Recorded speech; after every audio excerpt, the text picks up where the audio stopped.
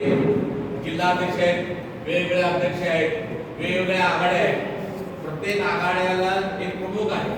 त्या प्रमुखांना जबाबदारी जी दिली आहे ती जबाबदारी कशा पद्धतीने ती पार पाडत आहेत, जनतेमध्ये त्यांचं कार्य काय, लोकांच्या अडचणी काय किंवा पक्षाच्या अडचणी काय, एकमेकांमध्ये आपलं संभाषण आहे का, एकमेकांमध्ये आपण चर्चा करतो का, एकमेकांमध्ये आपल्या बैठका होतात का, आपल्या सर्वांच्या सहकार्यातून पक्षाकडून आपल्या काय अडचणी सुटतील का, किंवा पक्षाला तुमच्याकडून अपेक्षा आहे, पक्षाला तुमची गरज आहे, बरोबर आहे.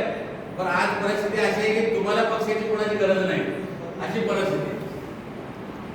कुठल्याही माणसाला जर पुढे जायचं असेल, आपल्याला जर काय शंका अडचणी सोडायची असेल तर कोणाच्या जर मदतीची गरज असते. आपल्याला कोणाच्या जर मदतीची गरज म्हणजे मदत मिळाल्याशिवाय आपल्या अडचणी सुटू शकत नाही. साधा मुद्दा आहे. आपण ग्रामीण भागात आहोत. आता प्रश्न काय, अडचणी म्हणजे नेमक्या काय सांगणे, ज्या तुमच्या सर्वांच्या इथल्या स्थानिक पातळीवरच्या अडचणी आहेत, तुम्ही सरपंच, तुमचे पुढारी, गट तालुक्याचे तुम्ही मजबूत आहे.